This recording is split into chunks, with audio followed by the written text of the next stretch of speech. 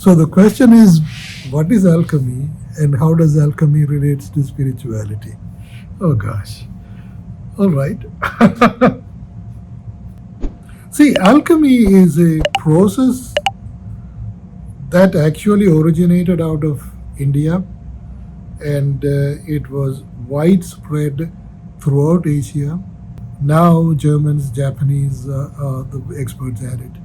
When it started, how it got started was how they processed base metals into nanoparticles that they can use in the applications of traditional medicines.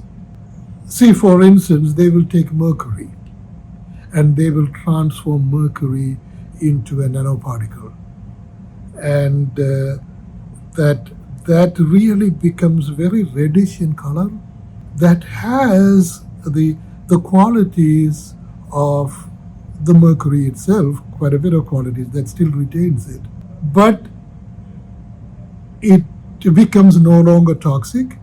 The toxicity is taken out of it, and it can be applied in medicine with certain oil and certain lotions and all of that to heal skin diseases. And that is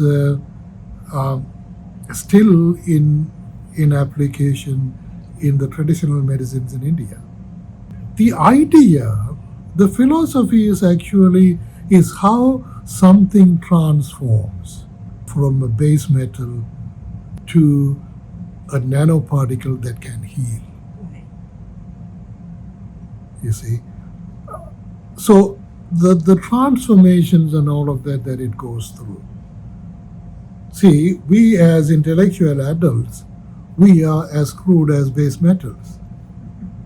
See, so how do we transform ourselves or allow ourselves to be transformed so that we can become so useful to the whole universe like the nanoparticles of a mercury?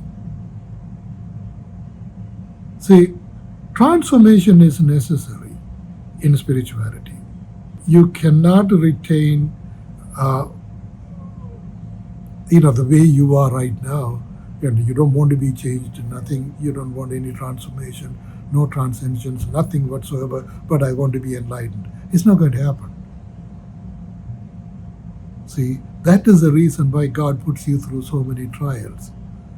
Not because He wants to torture you or He's enjoying you going through sufferings and all of that, but He wants to transform you. So the whole life is an alchemical process. See, the spiritual life is a process of alchemy where you are being transformed methodically, step by step, through trials. See, that's how the process of alchemy becomes a sort of a philosophical symbolism or a spiritual symbolism. You see? You could be a gold, but you have to be put under the heat, you have to be melted down, and you have to be put under the casts and all of that. You need to be bound, pinched, shaped, and put through all kinds of agonies so that you could become a beautiful jewelry. Isn't it?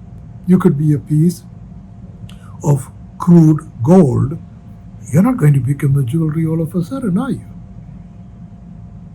See, but you're still the same gold. Gold is still the same, from crudeness to the beautiful piece of jewelry, isn't it? That is spirituality. You are still the same person, but you are a transformed person. See that? This concept of God putting you through trials in order to transform you. Say more about that. It's a bit of a hard concept for me. See, when Jobs in the Old Testament, right,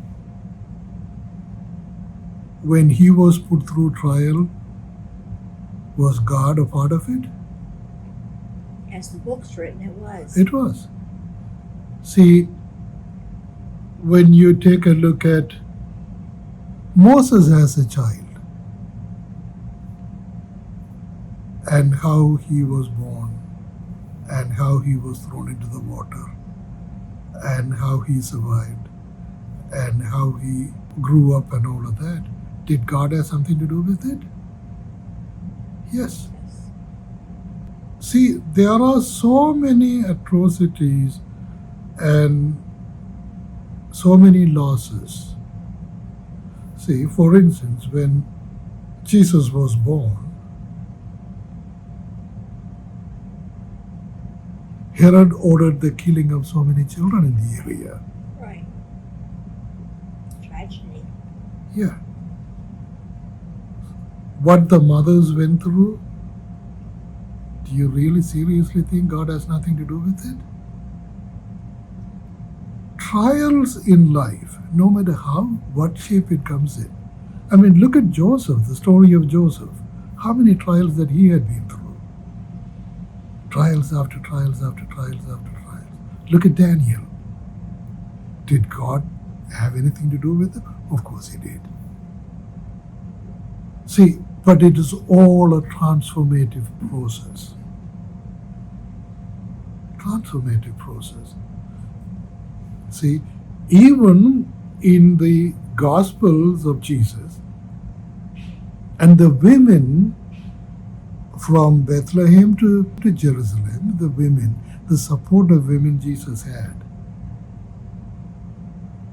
how did that come about?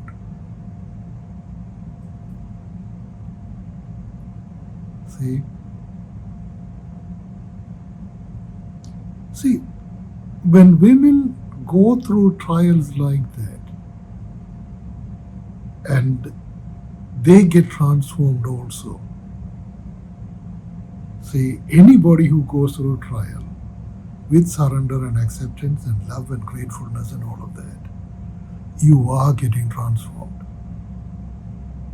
If you are going to sit and complain about your trials and blame everybody and hold everyone else responsible for your trials, then obviously you are going downhill.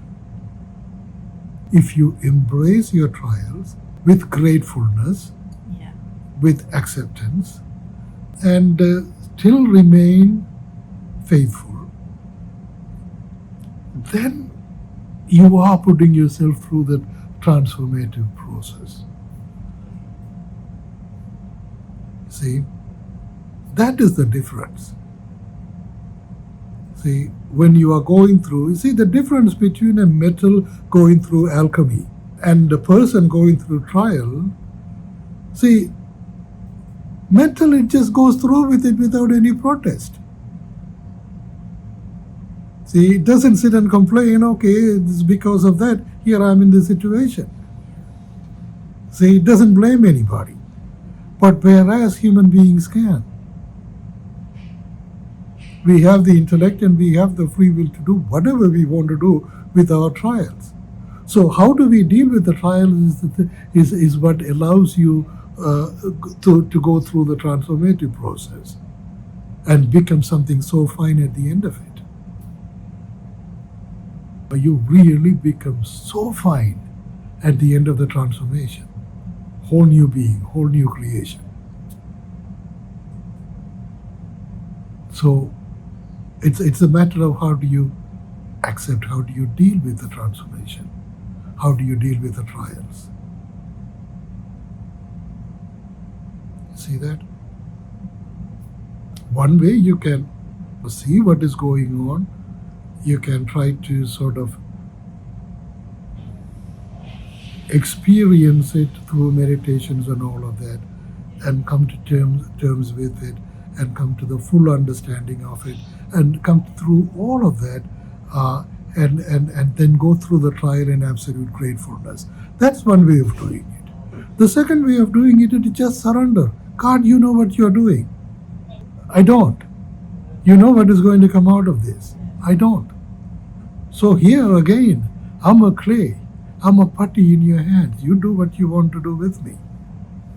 Just leave it like that. That's the second way of handling it. But either way, just cooperate with God. cooperate with God in what you are doing. That is the whole idea. See, Saint Teresa of Lisieux, some people call her the Saint Teresa of Little Flower. Yeah. And she was a very, very sick child. See, now she is a venerated mystic of the church. Yeah. And when she was a little child, she was always sick. But you know the question she asks the superiors, Mother, do you think I'm suffering enough for Jesus? Do you think Jesus is happy with my suffering? That was the question she kept on asking. See, there was no meditation, there was no contemplation, there is no visualization, nothing of that sort. Just pure acceptance, pure surrender. Just like a child. That is a second way of handling it. Okay. Isn't it?